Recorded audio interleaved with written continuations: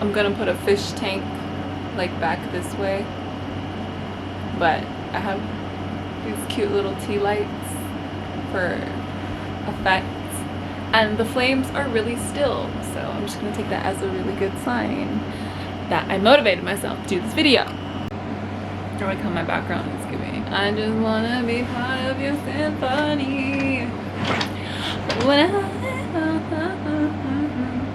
Symphony. Yeah, messy, crazy girl fun. That's what I'm doing. Go lay down.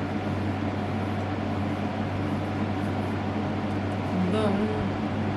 Hello, my name is Sivan Alyra Rose. Sit.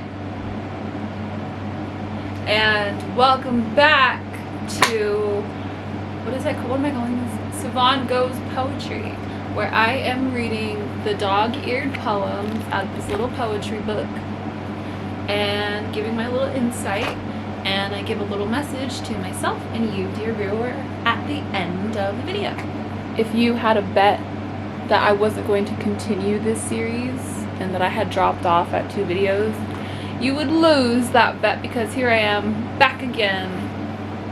New but similar little layout. Went through a rough patch that quite literally wasn't sure if I was going to have a place to live or internet access. And so I was like, of course, right when I start a little YouTube series that only like under 10 people are watching, the internet is at risk. And so I'm gonna celebrate what a month of homelessness and no internet was supposed to be, that now I have. I'm living still and I have internet connection, yay! And so we're gonna celebrate with a 3rd installment. Is that TMI? Is that oversharing? I really don't care. Let's see what poem I have today. We did this one. $1 million bookmark. Let's see my next million. What is my next dog-eared page? Oh, a short one. Alright. Well, I shouldn't say a short one. You know, I can make these videos longer. Just yapping. I think I'm making it look very chic, but I'm growing out my eyebrows. I like a thin eyebrow as much as the next girly, but I don't know, I'm so shiny. But I plucked them a little too thin, not like within the line, but the hairs, like I just want a little bit more hairs overall. And so I'm in this really fun, I feel really chic and bohemian, growing up my eyebrows. Yay. Okay. So today I will be reading The Ocean by Nathaniel Hawthorne. It is 2 stanzas long, and once again we are reading out of poems on nature. You can get this at Barnes & Noble, or I imagine a website that will ship it to you.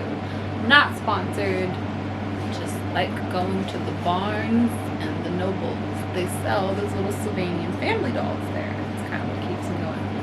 The Ocean by Nathaniel Hawthorne.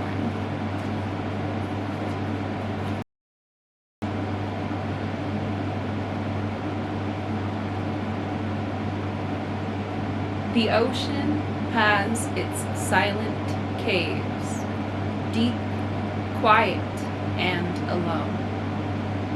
Though there be fury on the waves, beneath them there is none.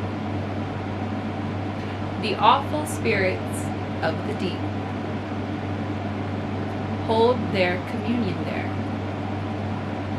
And there are those for whom we weep, the young, the bright, the fair. Calmly the wearied seamen rest beneath their own blue sea. The ocean solitudes are blessed, for there is purity. The earth has guilt, the earth has care. Unquiet are its graves, but peaceful sleep is ever there, beneath dark blue waves. And that is The Ocean by Nathaniel Hawthorne. What is it with this series aligning with my life? I'm not okay. I see why I dog-eared this, because here we go with my spiel on why I'm even dog-earing these poems. I dog-eared this page because let's just toss it up. It's not even, I want to say nihilism. It's not nihilism. It's depression. It's anxiety. It's fear, worries, that kind of stuff. I really admire, though, when maybe me and Nathaniel Hawthorne, a poet or an author and poet I've never really ever researched, I should say. Maybe Nathaniel and I both have a similar idea of one's own melancholy. Melancholy is the word. Where some people like me, and I'm going to assume the assumptions of Nathaniel, that our melancholy also comes with a bit of guilt for those who have already passed on, whether the ends were unscrupulous or ill-received or homicidal, as it happens with the ocean. Whenever death crosses it, it's very unique, no matter the time, the place, the situation. And I admire that he's comparing the ocean not only to itself in its all assuming glory, the waves, the beneath, the very floor of our ocean, but he's also pertaining to the fact the ocean contains a history and a memory of humans' lives. Calmly, the wearied seamen rest. That's so sweet, because to work on the ocean is not easy. There is no one who will ever say that ever had to do any kind of employment on the ocean that it at all was in any way relaxing, easy, you get used to it. There's no way. That they are wearied by all accounts beneath their own blue sea. The young, the bright, the fair. Again, I relate to this melancholy, that it's one thing to be a melancholy person and your heart is constantly weighted and you can only sometimes experience that weight, versus the young and the bright and the fair still coming to death. I'm gonna cry. I'm not gonna be a big old baby and an actress and cry on camera. You gotta pay me. But I am very emotional right now. Can you tell? I'm yelling. I'm trying real hard to not be quiet. I'm trying to act real positive through this. The earth has guilt and the earth has care. Yes, it does. You know, I've actually really been thinking about the earth a lot lately in terms of romance. I'm going to chalk everything up into being romantic, especially if it's about the ocean. There's an element to romance. And the earth holding the water, romantic. The water needs earth and the earth needs water. The earth holds water and the water needs to be held by earth. Oh.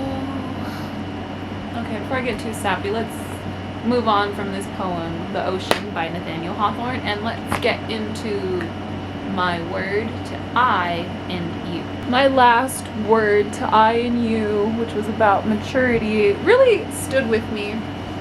Like, I kept thinking about it myself, and that's why I call it to I and you, because it's important that I record these, because I have a memory that doesn't ever turn off, and I'm a giant catalog of like every word and sound I've ever heard in my life, and I fall into those words and sounds. the sound of my voice and the very words that I say be sticking into my skull. And so my last word to I and you was about maturity, and I'm really glad that I landed there somehow, because I ended up going through this last couple of weeks from the last time I posted the last video until now, which won't be too long till I edit this and post it. But I've had to be very mature, and it's not fun. It's tough cookies. You get no gold stars. I got cookies though, like real cookies. Like I actually got cookies. My friend gave me some really amazing gluten-free chocolate chip and praline cookies.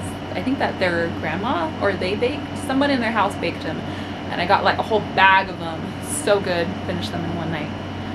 And when I was eating those, I was like, oh my gosh, I got cookies. It felt like a small reward for persevering through a lot of my personal life as of recent. And so I think today's word to I and you, I'm going to continue reflecting at where I'm at. And this series is becoming a real good timestamp on things. But I'm going to make today's something sappy as usual. I want to talk about romance, y'all, with yourself, and how to be romantic with yourself and be very cool with yourself and chill with yourself. Because if you're like me, I'm just going to say it. Do not take this by example. Do not lead by my example. Figure your own life out and maybe use me as like a jumping off thinking point. That's it. But I am not built to... I knew this was going to happen. These ads. And we're back.